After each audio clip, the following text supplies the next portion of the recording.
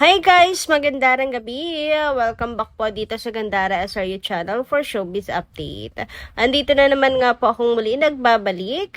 Nagmamaganda ninyo kajismosang Kim Pao. Wala na nga pong iba ang lokaret na si Gandara SRU upang magatid po sa inyo ng latest update and fresh happenings patungkol kina Kim Chiu and Paolo Avellino. And para nga po sa gabing ito, ang tatalakayin natin at pag-uusapan ay may kinalaman po dito sa project ni Paolo at Nadine Lustre na kung saan ay mayroon nga pong ilang chika tayong nasagap tungkol dyan at syempre kay Kim Chiu. Pero bago po ang lahat, sa mga di pa nakaka-subscribe sa ating channel, maaari lamang na pindutin po ninyo ang subscribe button natin at notification bell na nariyan sa baba upang kayo po ay maging updated at ma-notify tuwing may bago tayong chika at balita hinggil sa Kim Pao.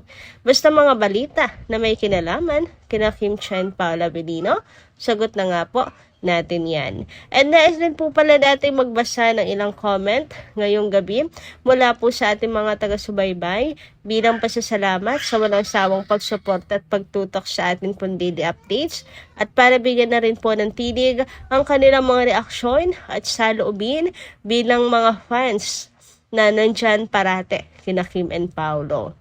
So, eto nga, ang first commenter natin for tonight ay si Ma'am Leoncia Talian. Shoutout po Ma'am Leoncia at maganda rin gabi.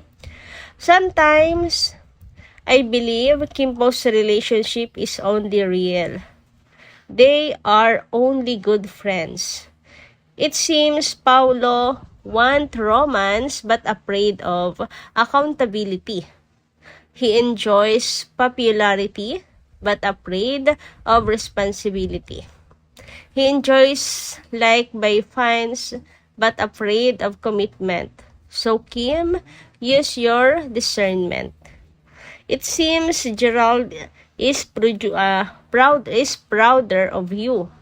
He tells the whole world and asks the help of the bosses in his mother that he is ready for commitment.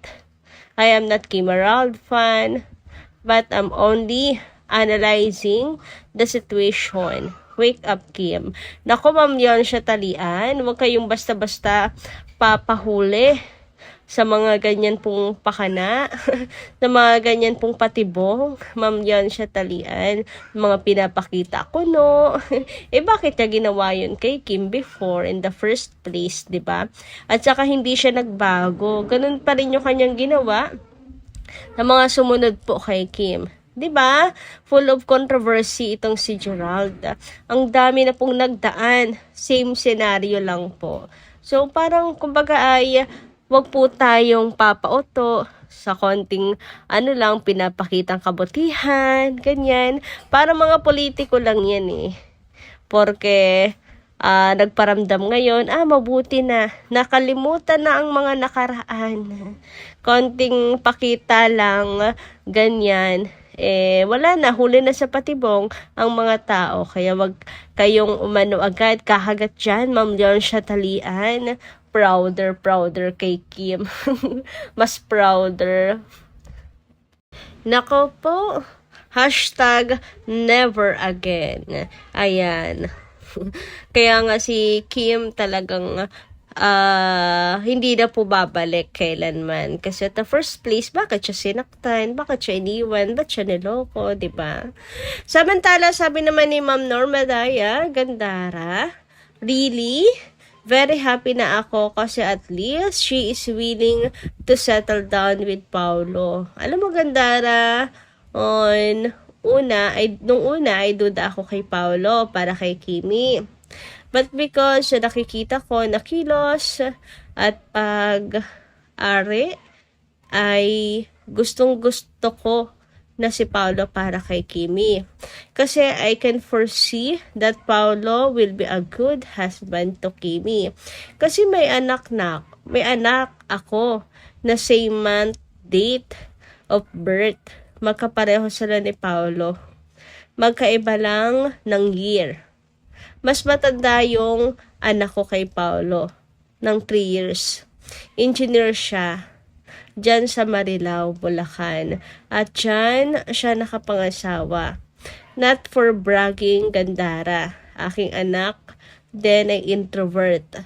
Has good disposition in life. He is one man woman and honest to God, to goodness. Ayaw lang ng magulang. Ayaw la ng magulang. Bahay. Everything is in order. Lovable and well-mannered. Disciplined. Head of the family. So, I expect Paulo to be like that. God bless us all. Naku, mukhang chinata magkakaproblema. So, I expect Paulo to be like that, madam. Kasi syempre, may kanya-kanya po tayo. At huwag po natin ihahalin tulad, ipagkukumpara. Kasi dyan magsisimula yan Ma'am Norma. Pero, yung pag-appreciate po kay Paula Avellino is a good thing, madam. Ganun talaga pag introvert, hirap i-express, pero pag komportable po siya sa mga tao na nasa paligid niya, makikita at makikilala mo kung sino siya, which is ganun siya kay Kim. Komportable kasi po siya kay Kim Chiu. So, yung mga hirit niya, ay talagang magugulat ka sa mga hirit ni Pao, na para bang, si Paulo ba talaga yan? Anyway, we wish for the best para po kina Kim and Paolo. Syempre, hindi nadalaangin natin. Alam na po ni Lord kung ano yon. Sana po ay magtilang anghel na. Anyway, sabi naman po ni Miss Annalyn Hiccup, ang saya-saya ko kasi may bagong project. Grabe, sobrang busy na talaga nila. Tuloy-tuloy ang work nila hanggang November. Basta mag-ingat lang sila palagi. Miss Gandara, napaka-raming blessings. Kaya, Basher is blessing. Kim Pao forever. Oo nga, no, Miss Annalyn Hiccup. Totoo rin naman, Basher is blessings. Kasi, isa rin po talaga sila sa dahilan kung bakit namamayagpag din po ang karera ng isang tao. Siyempre, nasa tao rin yon kung gaano nila pakatatatagan ang sarili at supporters kung paano sila dedepensahan. Pero isa ang mga bashers na nagpapaingay talaga lalo po ng pangalan ng isang artista.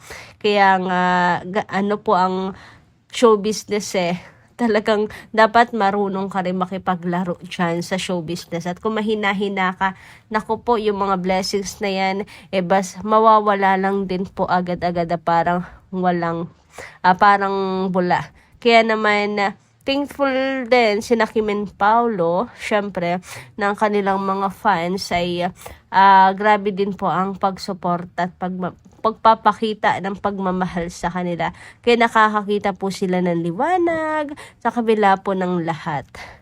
Anyway, yes, magiging busy na nga ang Kim Pao po ngayon. Pagkatapos po ng world tour, panigurado sisimulan na nila itong kanilang project. Anyway, dumako naman po tayo dito sa naging project ni Paula at Nadine na kinunan pa po sa France, na kung saan, di ba nga, nung nakaraan may chika, nakadouble ni Nadine si Kim sa kissing scene nilang dalawa ni Pao.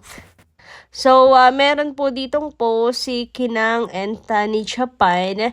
Ay, nakakakilig naman ito. Ang gumanap pala, nakadouble sa kissing scene nila Paolo at Nadine ay si Kim Chiu.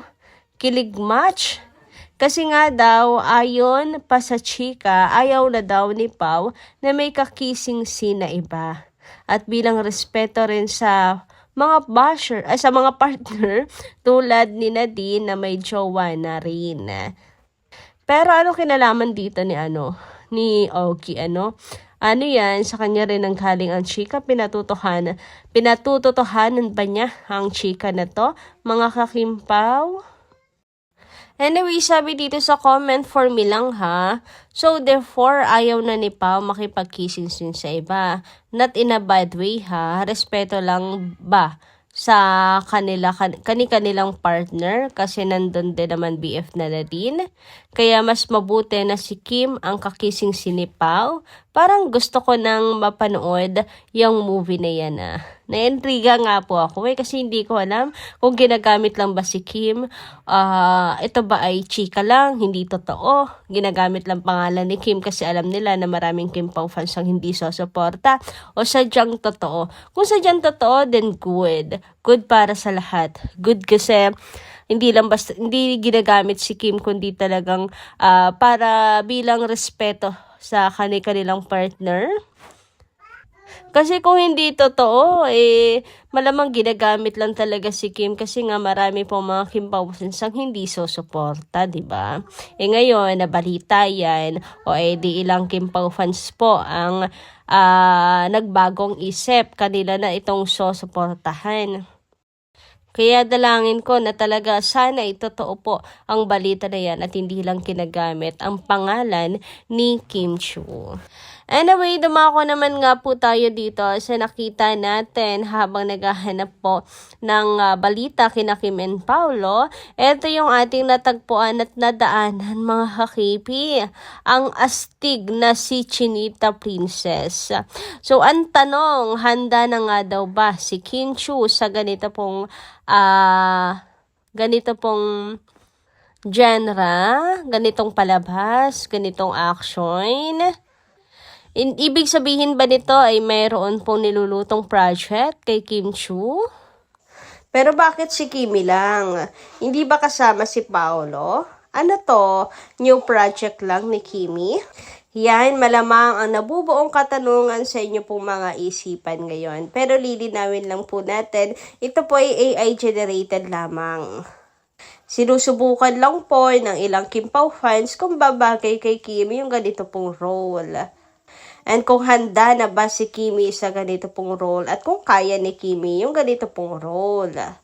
And kung ganito yung example, ang masasabi lamang po natin dyan ay bagay na bagay po kay Chinita Princess. Ang role na yan, ang action, mga kakipi, what do you think? Pero sana if ever na pagbigyan si Kimi at bigyan ng ganitong role, sana kasama si Pao, diba? Baka naman po, di ba? Bagay na bagay po kay Chinita Princess. Baka naman, maari niyong bigyan ng ganito pong role si Kimi. Grabe, napaka-hot ni Chinita Princess dito. Bagay na bagay sa kanya. Napaka-astig. At hindi naman po lamya si Chinita Princess. Hindi naman po siya lampa.